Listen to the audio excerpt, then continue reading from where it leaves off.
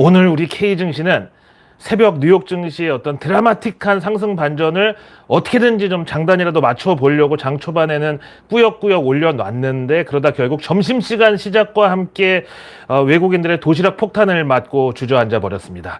야, 이 양키 놈들아, 도시락 폭탄은 원래 우리 조상 거다 이놈들아. 하여튼 이래서 우리 K 증시에서는 떨줍 올팔만이 살 길이라는 거예요. 어쨌든 오늘 에코프로를 비롯해가지고 개인 투자자들의 투자 심리를 좌우하는 대표 종목들이 전부 하락을 해버렸는데, 특히 에코프로 80만원, 두산 로보틱스 5만원, YG엔터 6만원, 현대차 19만원, 이런 주요 지지선 가격대가 일제히 다 무너져 버렸습니다. 그러나 제가 그놈의 그 하마스 이스라엘 폭격 때문에 진짜 지난 연휴 3일간 단 하루도 쉬지 않고 매일 영상 올렸는데요. 그때 미리 얘기했던 대로 방산, 우주항공, 정유, 그리고 어제 내일 뉴스에서 전해드렸던 가스, 드론, 사이버 보안까지 오늘 이런 업종들은 모처럼 밀물이 들어와가지고 정말 물반 고기반이었던 그런 상반된 분위기였습니다. 일단 여기서 이스라엘 상황을 좀 체크해 드릴 게 있는데, 이제 하마스 놈들은 이제 거의 이제 시한 생명에 들어갔다. 1박 2일 만에 바로 그냥 그 하마가 물 먹는 하마 신세가 됐다. 근데 어차피 뭐 이번 전투는 글쎄 뭐랄까, 그 범죄 도시에서 마동석이랑 장첸의 싸움처럼 선빵은 장첸이 날렸는데 기본 화력 자체가 뭐 워낙 이제 게임도 안 되는, 그래서 결말은 뭐 누가 봐도 뻔히 정해진 마동석의 승리였던 거죠 뭐. 그럼 여기서 이제 장첸은 팔레스타인, 그리고 마동석은 바로 이스라엘입니다. 일단 이제 이스라엘은 전면전 선포하면서 전쟁을 공식화했고요. 지금 이스라엘 내 가자지구 그 팔레스타인 거주 지역에 융단 폭격을 감행하면서 또 수도, 가스, 거기다가 각종 물류를 모두 끊어버리는, 그러니까 한마디로 그냥 굶기면서 불쏘시개로 주업해는 이런 고강도의 공격을 이어가고 있습니다. 그럼 여기서 이번 이 이스라엘전의 확산 가능성을 또 이제 우리가 체크를 해야 되는데, 알파인 매크로라는 월가 리서치 기관에서는 이스라엘 사태로 일단 국제 유가에서 발작성 그런 상승세가 나왔는데, 이스라엘이나 팔레스타인이나 둘 다 뭐 산유국은 아니라는 점에서 이번 국제 유가가 바로 확전 가능성을 표시하는 가장 확실한 바로미터가 될 거니까 앞으로 잘 지켜보자 이러면서, 그 와중에 가장 극단적인 시나리오라고 이제 제공을 한 게 바로 이스라엘이 이번 폭격을 주도한 하마스를 완전히 그냥 탈탈 털어가지고 똥꼬털까지 다 털어가지고, 만약 여기서 이란이 개입한 증거가 나왔다. 그래서 이제 이스라엘이 솔직히 이제 이란하고 다이다이로 붙으면은 좀 부담스럽지만, 그래도 이스라엘은 미국이라는 큰 형님이 이제 뒤에 있으니까 이걸 믿고 이란에 선빵을 날린다? 그러면 곧 이란 핵시설 타격에 대한 가능성으로 이게 연결이 되면서 전 세계가 이제 충격에 빠질 수 있다고 보고, 근데 이제 미국하고 바이든 입장에서는 그냥 동생이 누구 좀 혼내주는데 뒤에서 좀 서 있어 달라고, 형이 뒤에서 좀 의학 죽이는 역할만 해주면 된다 그래서 이제 팔짱 끼고 이제 담배 물고 서 있다가 갑자기 상대편도 아닌 바로 내 동생 이스라엘한테 멱살 잡혀서 싸움판에 같이 끌려 들어가는 그런 형국이 될 수도 있다고 합니다. 그러나 다행히 요럴 확률은 현재로서는 20% 미만이라고 규정하고 있습니다. 그리고 이제 어제 한주뉴스 미리 보기 라이브에서 일단 중동에서 우리 대한민국하고 제일 경제 교류가 많은 사우디랑 아랍에미리츠 중에서 먼저 아랍에미리츠가 이스라엘 지지 선언을 했다고 전해드렸고, 그러면서 지금 미국 측에서 열심히 로비하고 있으니까 결국 사우디마저 이스라엘 지지 선언을 하면은 이제 어느 정도 고비는 넘기는 거라고 미리 말씀을 드렸는데, 오늘 갑자기 서프라이즈로다가, 아니다, 이렇게 제가 또 분위기를 조성하면은 보통 서프라이즈는 좋은 의미로 많이 쓰이니까 사우디가 드디어 이스라엘 지지했나 보다 이렇게 오해하실 수 있는데, 현실은 사우디 빈살만 왕세자가 직접 우리는 팔레스타인을 지지하겠습니다 라는 성명을 발표하면서 또 한번 바이든의 면상에 침을 뱉어버렸습니다. 와, 진짜 이 빈살만은 뭐 나이는 이제 85년생이니까 뭐 38살? 저보다 훨씬 동생인데, 진짜 하는 거를 보면은 완전 진짜 그 영감이나 능구렁이처럼, 진짜 우리 그 충청도 우리 고향의 당숙 아저씨처럼 평소에는 잘 웃고 막 말투도 그려 아이 괜찮여 이렇게 이제 온순한 사람 같은데, 한번 그냥 횟가닥 돌아버리면은, 그리고 한번 누구 한번 딱 너 잘 만났다고 찍어버리고 한번 거기서 획 돌아버리고 꼬여버리면 아주 그냥 내 눈깔에 흙이 들어갈 때까지 절대 너는 안 풀어준다, 자비란 없다, 거의 이런 성격인가 봐. 지금 이게 바로 그 사우디 빈 살만이 미국 바이든을 대하는 태도입니다. 늘 뭐 이제 온화한 미소는 짓고 있는데 너 이 새끼 내가 너 대통령 한 번 더 시켜줄 수는 없을지 몰라도 내가 네 앞길은 막을 수 있어 이 새끼야. 이렇게 정말 이를 악물고 사사건건 바이든을 매기는 그런 스탠스를 취하고 있습니다. 뭐 이런 와중에 우리가 어부지리로 취할 게 좀 있다면은 바로 2030 엑스포 부산 개최가 아닐까. 지금 가장 현재로서는 유력한 후보지가 바로 사우디, 그것도 빈살만의 생가가 있는 리야드거든요. 그 다음 이제 두 번째가 우리 부산이 후보지인데, 근데 이번에 이스라엘 폭격 때문에 아무래도 이제 그 평가단, 뭐 그런 사람들부터가 당장, 야, 요번에 보니까 중동에서 국제행사, 요거는 아무래도 좀 조심스럽다. 이런 입장으로 선회를 하거나 또 이제 각국 정상들 중에서 미국하고 우방인 나라들은 이렇게 빈살만이 정말 때때로 기회 있을 때마다 바이든을 정말 순살만도 아닌 빈살만 껍데기 취급하는 와중에 그것도 사우디 빈살만 출생지 리야드를 2030 엑스포 개최지로 밀어준다? 이것도 조금 입장이 좀 중간에서 곤란할 수가 있지 않겠습니까? 근데 지금 이런 상황에서 바이든은 뭐 하고 있는 줄 아세요? 우선 오늘 썸네일에 등장한 게 도대체 뭔 내막인지 이거를 또 설명드려야 순서가 맞는데, 바이든이 직접 임명한 이란 특사 로버트 말리라는 사람이 있는데, 이 사람이 최근에 간첩 혐의로 FBI 조사를 받고 있다는 사실이 갑자기 지금 터져버렸습니다. 사실 요 로버트 말리가 지난 이란과의 포로 교환 협상이랑 또 지난 이란 핵 협상 파기 후속타로 바이든이 이제 내년 대선 전에 나도 뭔가 이란하고 협정을 맺은 게 있다, 이제 새로운 협상을 준비하는데 그 초안을 이제 제공했던 중요 인물이었는데, 어느 날 갑자기 자기 책상에 뭐 달력도 텀블러도 그대로 둔 채 갑자기 사라져 버려가지고 이게 웬 영문인가 했는데 이번에 그 이유가 밝혀진 거예요. FBI 끌려가서 조사받은 거야. 거기다 이 사람이 이제 조사 과정에서 또 나온 게 백악관의 안보보좌관실 이란 분석가 아리안 타바타바이라는 사람도 역시 비공개 계정을 통해 가지고 이란과 이메일 내통을 했는데 거기 미국의 기밀 자료 같은 것들이 들어있었던 것으로 이번에 FBI 측에 발각이 됐다고 합니다. 이렇게 지금 워싱턴 전체가 막 지금 이란 리스크로 소용돌이를 치고 있는데, 뭐 공화당에서는 당연히 뭐 트럼프를 포함해가지고 하여간 이제 바이든이 이 트로이의 목마를 여기저기 심어놨다고, 심지어 그래서 바이든이 그렇게 중국 스파이들 척결한다고 아주 그냥 잡돌이를 요란하게 한 거 아니냐, 이게 다 그 이란 아랍권 스파이들 덮으려고 더 오봤던 거 아니냐, 이 정도로 지금 정치 공세가 지금 격화되고 있습니다. 근데 오늘은 이제 미국이 콜럼버스 데이로 반공휴일이고 월스트리트도 채권 시장은 이제 휴장하고 증시만 부분 개장을 했었거든요. 근데 이 와중에 바이든은 일요일에 그 이스라엘 폭격 맞았을 때는 그냥 득달같이 달려나와 가지고서는 백악관 기자회견 열고 좌시하지 않겠다, 뭐 우리가 이스라엘과 함께 하겠다 이렇게 난리 쳤는데, 지금 막상 이런 의혹 터지고 워싱턴 전체가 지금 뒤집어졌는데, 이 와중에 백악관 측은 콜 어 리드, 그러니까 이제 리드가 뚜껑이잖아요. 뚜껑을 요구한다, 뭐 이게 아니라 공백을 뜻하는 거거든요. 그래서 뭐 점심 먹게 우리 잠깐 쉬자 그러면 런치 리드 이렇게 표현하는데, 지금 이 와중에 백악관 대변인실은 갑자기 정오에 바이든이 이제 하루 동안 아무런 그 공식 입장 표명 안 하고 잠시 휴식한다고 콜 어 리드 해버린 거예요. 그래서 지금 현지 SNS에서는 아니 바로 전날 그 콜럼버스 데이 전날 일요일에는 백악관에서 바베큐 파티 한다고 사진 올려놓고 난리 치더니 정작 콜럼버스 데이 당일에는 어디로 빤스런을 했냐, 지금. 이 난리가 이 난리통에 대통령이 잠수를 타는 게 맞냐. 안 그래도 지금 중동에서 전쟁까지 터졌는데 의회는 하원 의장이 공석인데 백악관에 대통령까지 자리를 비울 때냐, 지금 이렇게 성토가 막 쏟아지고 있습니다. 진짜 이번 하마스가 정말 그 나비 효과를 제대로 쏘아 올린 게 있다면 바로 그게 바이든 레임덕을 이제 가속화시킨 건데, 거기다 이번에 이스라엘의 그 폭격을 한 거는 하마스 측이 맞는데, 이제 중간에 지상군으로 투입돼 가지고 막 낙하산 타고 내려오고 패러글라이드 타고 내려오고 막 오토바이로 막 그 산골짜기 통해 가지고 이스라엘 들어와 가지고 민간인들한테 잔인한 만행 저지르고 또 그걸 SNS로 생중계까지 하고 이런 그 무장 세력들이 있었는데, 사실 얘네들이 이란군인데 하마스 군복으로 위장을 하고 이런 학살을 벌인 것이라고 주장하는 이런 내용도 지금 해외 SNS에 막 일파만파 전파가 되고 있습니다.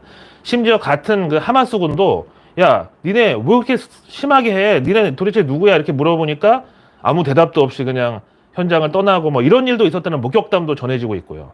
하여튼 일단 이란은 지금 왕창 쫄아가지고 아닙니다, 아닙니다.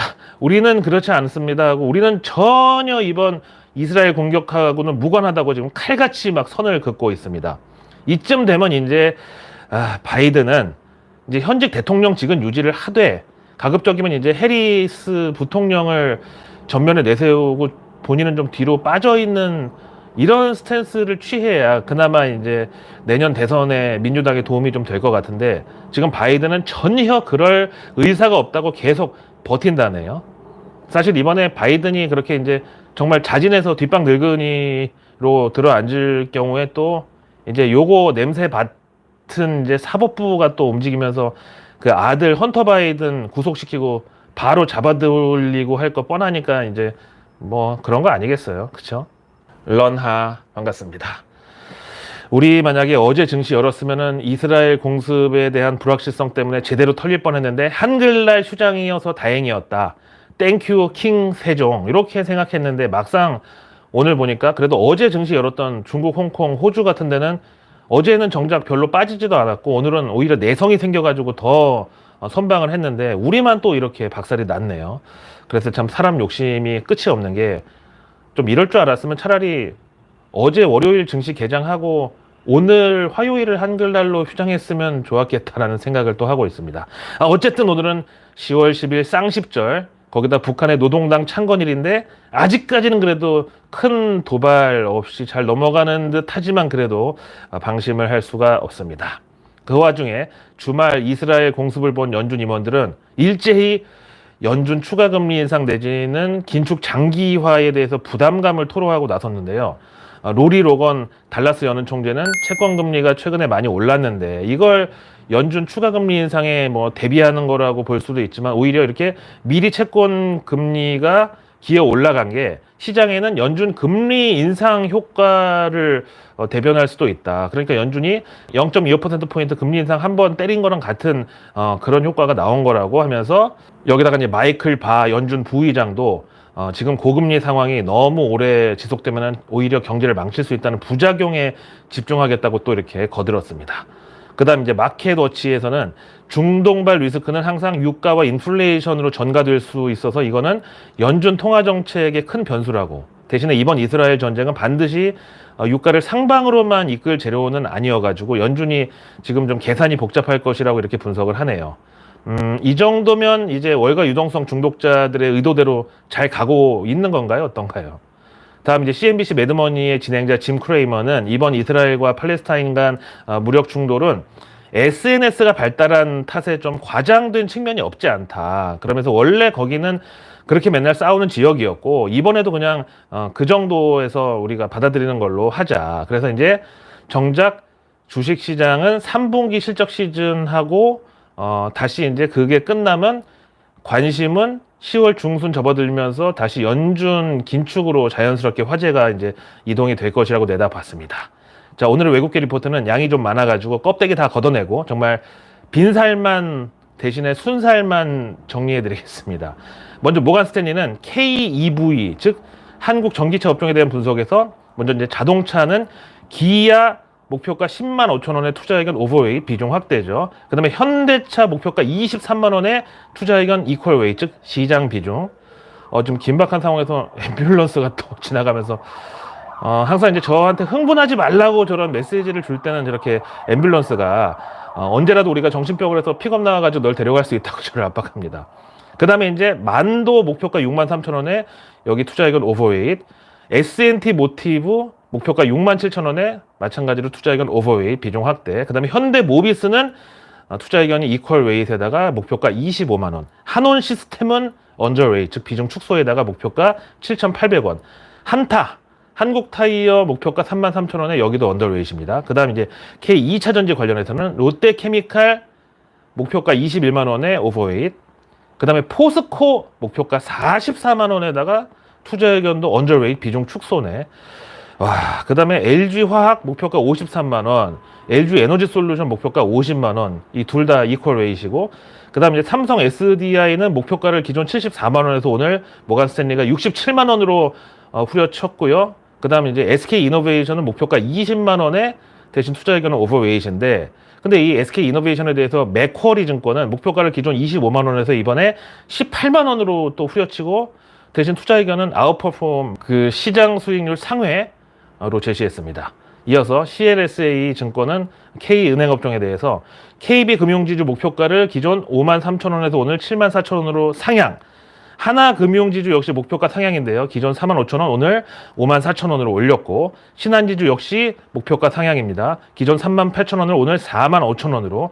다음 우리금융지주 역시 목표가 상향인데 기존 목표가 12,000원에서 오늘 13,000원으로 상향. 그래서 이렇게 KB, 하나금융, 신한, 우리금융 이렇게 4대 금융지주사 전부 투자 의견 아웃퍼폼입니다. 그 다음 이제 DGB 금융지주는 목표가는 6,900원에서 9,500원으로 상향했지만 투자 의견은 여전히 언더퍼폼, 즉 시장 수익률 하회.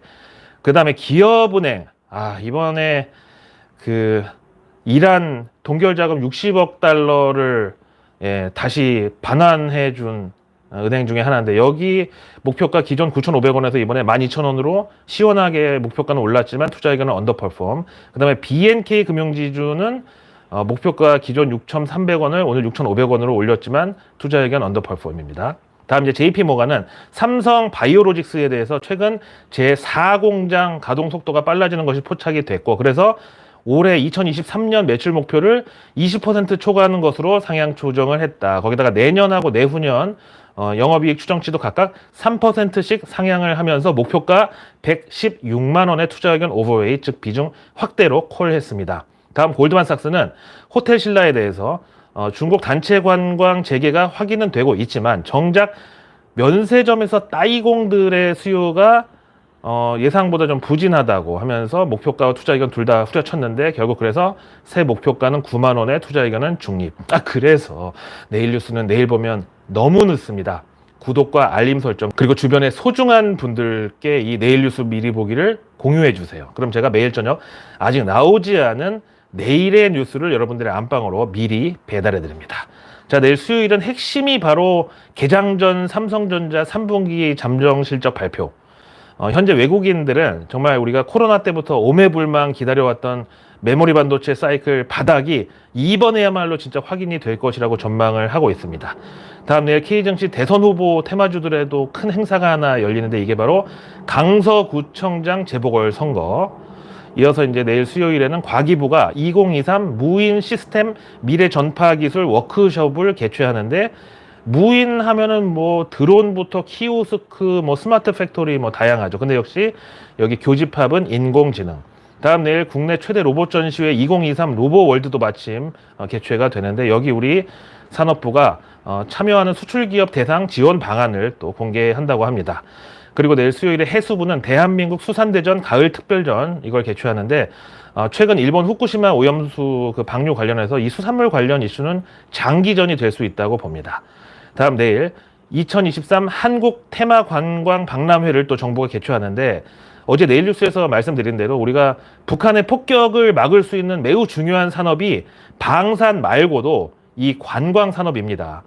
전 세계, 특히 이제 중국 관광객들이 서울에 많이 돌아다닐수록 북한 김정은이가 그 하마스처럼 막 낙하산 패러글라이드 타고 공비들 내려보내고 막 사람들 괴롭히고 이럴 경우에 또 중국 관광객들이 우리나라 사람하고 얼굴도 비슷해가지고 이게 구분이 쉽지 않아. 그래서 이제 어떤 중국이 걸어다니는 만리장성의 어떤 그런 방패 역할을 서울에서 해줄 수 있다 이거죠. 하여간 그리고 요즘 우리 정부에서도 한국 관광에 대해서 엄청 지원 많이 하는데, 그럴 때마다 결국 K증시에서는 간편 결제 관련주들이 저는 수혜주라고 봐요. 요즘 중국 단체 관광객들 보면은 명동에서 뭐 쥐포 한 마리 탕후루 하나도 다 알리페이로 결제하거든요.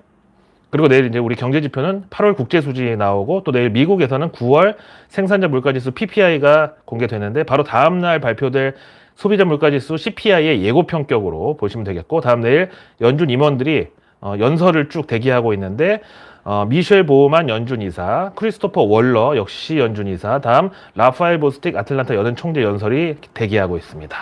아마도 이제 이스라엘 그 폭격 관련해서 국제 유가를 비롯한 불확실성 확대에 대해서 우리는 예의주시하고 있습니다라는 요 정도 표현이면 이제 매우 비둘기파적인, 즉 추가 연준 긴축이 조심스러운 그런 입장이라고 봐도 좋고요.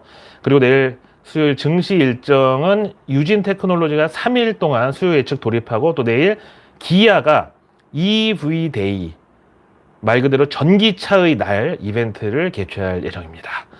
자, 오늘 장도 좀 힘들었는데 모처럼 이제 다시 까만 날 화요일에 고생 많으셨고요. 저는 내일의 내일 뉴스를 또 들고 찾아뵙겠습니다. 항상 힘내십시오. 바이든이 우리 미국이 이스라엘과 함께 합니다라고 얘기했듯이 저 런던 고라니가 여러분 구독자분들, 동학개미분들 그리고 개인 투자자분들과 함께 합니다.